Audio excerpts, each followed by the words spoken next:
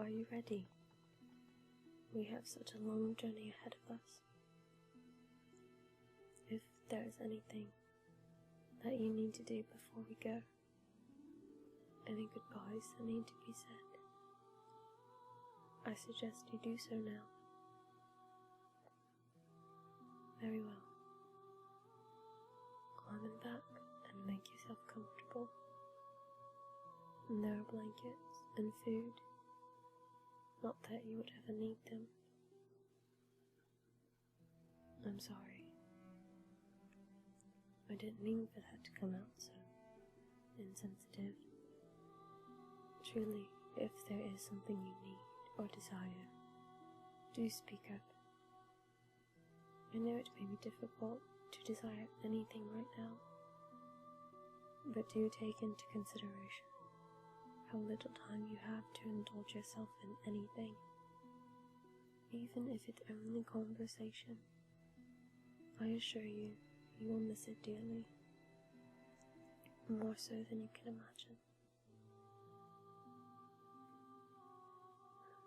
You've met with such a terrible fate, to bear the dark sign, to bear the curse of the undead, of everlasting life and impending madness. I suppose you realize where you're going. We are traveling far to the north, to the Undead Asylum, where the law dictates that every undead branded with the dark sign must be locked away to await the end of the world. It is such a sad place, such a lonely place, to be locked in a cell until the end of time.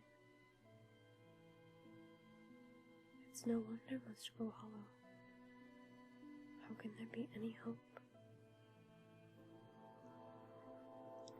But perhaps there is something for you to hold on to. Perhaps one day the curse will be broken. Before you, I escorted a man, a knight from Astora, to the asylum. And he spoke to me of a prophecy.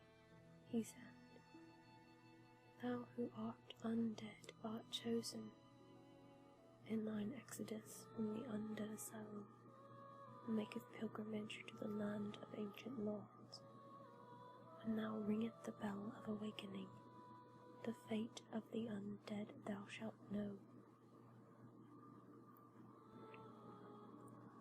He said that this chosen undead would bring about the end of the age of fire.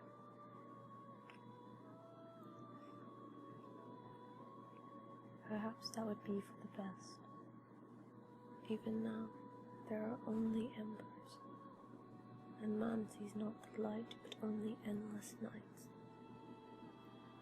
There seems to be such little light left in the world, and it seems now that all it touches withers in pain. We must allow these things to take their course. There will always be an end, always. And although my duty is to secure the undead within their cages, my heart secretly wishes that the dear knight of Astora finds his chosen undead.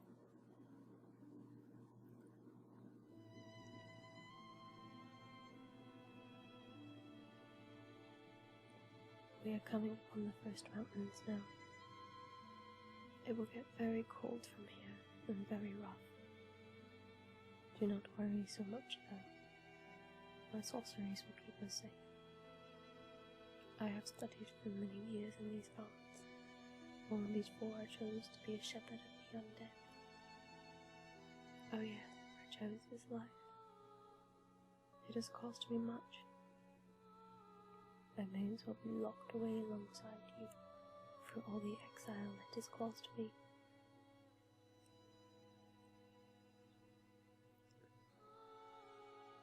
People are afraid of the undead curse, so very afraid.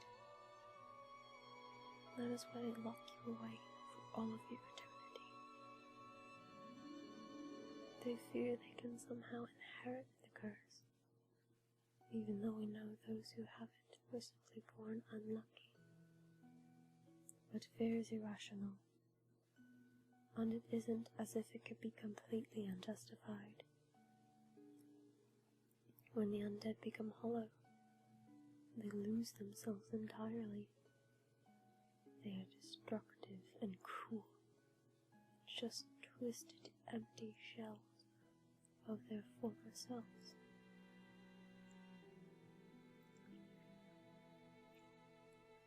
All this suffering would end if so too did the age of fire. Do you know how it began? It was so long ago, in the age of ancients, when the world was unformed and shrouded by fog, a land of grey crags, arching trees, and everlasting dragons. Then there was fire, and with fire came disparity, heat and cold, life and death, and of course, light and dark. From the dark they came, and found the souls of the lords within the flame. Leto, the first of the dead, the witch of Asylum and her daughters of chaos, Gwen, the lord of sunlight and his faithful knights, and the furtive pygmy, so easily forgotten. With the strength of lords, they challenged the dragons. Gwen, mighty bolts peeled apart their stone scales. The witches weaved great firestorms. Leto unleashed a miasma of death and disease. Caesar, the scaleless, betrayed his own, and the dragons were no more. Thus began the Age of Fire. I believe the dark sign is a prophecy that foretells the inevitable darkness. Only the lords and those who remain faithful fight for the light, but they are dying. The age of lords is coming to an end, and the age of man, the age of the furtive pygmy, is at hand. I do not know if it shall come in my lifetime, or come before you go hollow, but it is something, is it not? And that, I suppose, will always be better than nothing.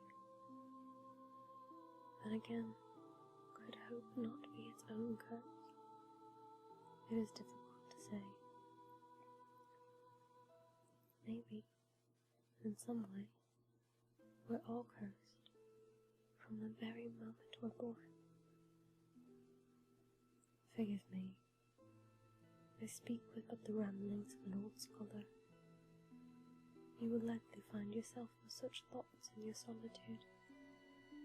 In that twilight, old thoughts tend to return in great waves of nostalgia. Do know that I will remember thee, but I will keep thy story to myself. I remember everyone, every story. No one may sing their praises, but their greatness shall live on. For it is my purpose to remember all. I pray you find your purpose. Even more, I pray you find your peace.